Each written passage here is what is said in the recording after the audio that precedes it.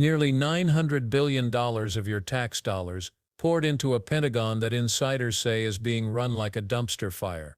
We're talking leaks of classified information, the mass firing of watchdogs who were supposed to keep the system honest, and even freezing critical aid to allies without warning. And at the center of it all is a defense secretary accused of being dangerously unfit for the job.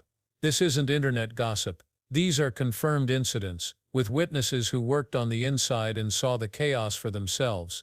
They walked away from their posts rather than be part of it. Mr. Chair, this amendment is fundamentally and foundationally about accountability. This is a topic many of us have had to bring up over and over during the first 6-7 months of this administration as it relates to the department, but specifically to the Secretary. And to be clear to the American people who may be tuning in to this hearing, what we're talking about here is authorizing over $880 billion of our hard-earned taxpayer dollars, setting department-wide policy on the largest department in the world, all at the same time that the person in charge of this agency is deeply incompetent and continues, with chance after chance provided, to take any accountability for a series of grave failures that in any other time, in any other administration, would be cause for immediate relief or resignation. What's happening factually with no spin at the Pentagon, multiple now confirmed leaks of classified information, starting with a widely understood and recognized leak on Signal of information that decisively and definitively was classified, and thank God did not cost lives of American service members, but in many other situations could have, followed by wave after wave of mass firings at an unprecedented level of competent, committed patriots to make room for cronies, or in many cases to leave the seat open at one of the most dangerous and vulnerable times for America in the world, including, importantly, the very inspectors general charged in a bipartisan way for decades of precedent to oversee the department and bring the exact accountability that we're counting on. And finally, and significantly most recently, since the Secretary was before this committee, a unilateral, unexplained, and incredibly misguided effort to freeze and stop aid to our allies at a moment where they desperately need it, and in direct contradiction to the President's orders, with no explanation to the National Security Advisor or the President himself. Clearly, and it gives me no pleasure to use this term, the dumpster fire at the Pentagon continues to grow, and Secretary Hegseth continues to put more fuel on it, and by not taking action, we allow that to continue. And you don't have to take my word for it. I've shared these quotes before with the committee, but they haven't driven any response from my colleagues, so I'll share them again. These are the words of senior appointees from the Secretary. Quote, total chaos at the Pentagon. Quote, full-blown meltdown at the Pentagon. Quote, in short, the building is in disarray under Hegseth's leadership. These are not Democrats or partisans. They were political appointees of this administration that said those words after having the dignity to resign and leave, understanding the risk that they were putting the American people in and the risk to their own reputation, frankly. But again, in the face of this unprecedented chaos, and specifically the failures around Signal to take any accountability, there's been no recognition of these failures. And the fact that the Secretary came before this distinguished committee and had so many opportunities to just say, you know what, we got it wrong. We made a mistake, which is what all of us learn in our jobs as representatives, what all of us who served in uniform learned over and over, that accountability has to be set by leadership. There wasn't a millimeter of accountability, and that is truly pathetic. This is something that I've thought a lot about, how to describe what is happening at this place that I love, at the Department of Defense that I love, that I served under, that so many of us care about, that so much of us invest so much of our time and energy into making better. And the term that I keep coming back to is something I learned when I first got in the Army. Secretary Hegseth is FUBAR. That's where we're at. And we all know, especially in this room, what that means. So I urge my colleagues to support this amendment, which again is about accountability. And I'll remind in closing my colleagues what Secretary Hegseth himself said when he took this role on. Accountability is back at the Pentagon. Those were his words. So why don't we live by them? And if you won't live by them, this amendment will hold back the American people's funds until that accountability is provided. What you're about to hear is more than political theater. It's an urgent warning about leadership failures at the very top of America's military machine, failures that could put every single one of us at risk. The stakes are massive. We're not talking about a small agency or a sliver of the budget. We're talking about the largest department in the United States government, controlling the most powerful military force on the planet, with an annual budget approaching $1 trillion. That money doesn't come out of thin air. It comes from our paychecks, our taxes, our hard work. When you entrust that much responsibility to a single office, the bare minimum you expect is competence, honesty, and accountability. But according to Congressman Pat Ryan of New York, what we're getting is the exact opposite. Ryan's frustration wasn't hidden in some private memo. It was on full display in a public congressional hearing. His words cut straight to the point. The Pentagon is in disarray, and the person in charge isn't taking responsibility. He wasn't nitpicking policy differences. He was raising alarms about the very core of leadership, about whether the man steering the Department of Defense understands, or even cares, about the damage being done under his watch.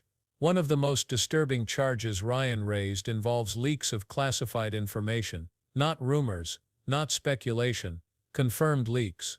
In one case, sensitive details were exposed through the encrypted messaging app Signal. This time, no lives were lost. But Ryan made it clear that in different circumstances, the consequences could have been catastrophic. Imagine troop movements or mission plans landing in the wrong hands. Imagine an ally's secret operation being blown wide open. When you're the Secretary of Defense, preventing those kinds of breaches isn't just part of the job. It is the job. But that wasn't the only crisis on his list. Ryan described wave after wave of mass firings, not of underperformers or corrupt officials, but of what he called competent, committed patriots, people who had dedicated their careers to protecting the country. Many of these were watchdogs, inspectors general who had been trusted for decades by both parties to keep the department honest. In their place, either political loyalists with less experience, or in some cases nobody at all. Entire positions left vacant during what Ryan called one of the most dangerous and vulnerable moments in modern history. His analogy was blunt. It's like benching your best players before the championship game, and then sending no one out to replace them. Then came the move that stunned even seasoned foreign policy experts, freezing aid to U.S. allies without explanation. This wasn't a strategic shift debated behind closed doors. It wasn't the result of urgent new intelligence. According to Ryan, it directly contradicted the president's orders, blindsided the national security advisor, and was done without so much as a warning to the White House. At a time when allies were depending on U.S. support the most, that decision didn't just risk military outcomes. It risked trust. It signaled to friends and enemies alike that America's word might not be reliable. Ryan didn't stop at his own perspective. He brought receipts, quotes from senior officials who had served directly under the current Secretary of Defense. These weren't political opponents.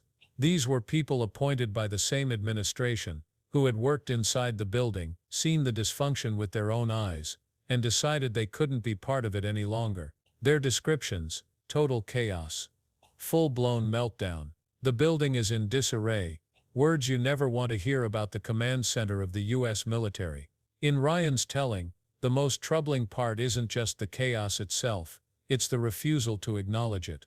Time after time, he said, the Secretary has been given opportunities to stand before Congress, look the American people in the eye, and say, "We got it wrong. Here's how we're going to fix it." And time after time, those opportunities were ignored. In the military, accountability starts at the top. When you make a mistake, you own it, you correct it, you set the tone for everyone below you. Without that, the chain of command weakens, and trust starts to erode. Ryan summed up the state of affairs with an old Army term, FUBAR. If you know, you know. If you don't, let's just say it means things are badly broken. That's why Ryan is pushing his amendment to withhold certain funding until accountability is restored. In plain language, if the Secretary won't take responsibility on his own, Congress should use the power of the purse to force the issue. Ryan insists this isn't about partisan politics, it's about leadership. It's about whether the person holding one of the most critical positions in the nation is actually fit to hold it. And here's where the bigger picture comes into focus.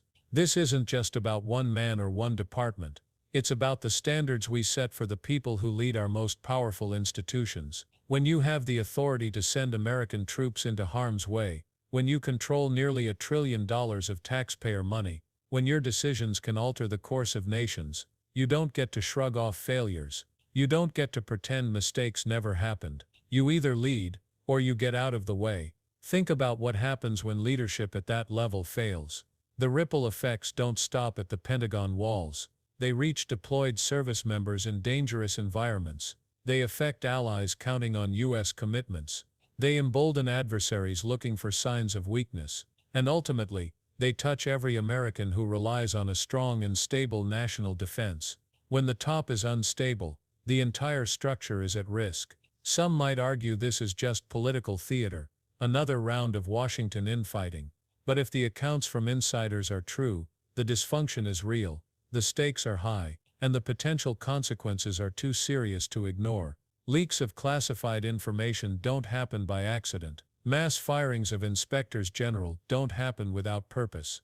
Freezing aid to allies in direct defiance of presidential orders doesn't happen in a vacuum. These are choices, and choices at that level come with consequences that can't always be undone. The real question is what happens next. Will Congress take steps to restore accountability? Will they demand explanations, set conditions, and ensure that taxpayer dollars are managed with the seriousness they deserve? Or will this dysfunction continue unchecked, while $880 billion in America's security hang in the balance? Every day without resolution is another day. The Pentagon operates in what some of its own senior officials describe as meltdown mode. And here's something to consider. If this can happen at the very top of the most powerful military on earth, what does that say about accountability in the rest of government? If leaders in charge of life and death decisions can dodge responsibility without consequence, what message does that send to every level below them? The principle Ryan is pushing for, that leaders must own their failures, is simple, but in practice, it's becoming rare. The moment we accept incompetence as just the way things are, is the moment we lower our standards for every leader who comes after. That's why this story matters beyond one hearing, one amendment, or one secretary. It's a test of whether our institutions can correct course when the person at the helm refuses to admit they've steered into dangerous waters. So now, it's on Congress, and it's on all of us to pay attention. Because the stakes aren't abstract. They're measured in lives, in alliances, in the strength of the very system that's supposed to keep us safe. If you believe accountability isn't optional, if you believe leadership at the Pentagon matters, then this is the time to speak up, demand answers, stay informed, and remember, when leadership fails at the top, the consequences are felt all the way down.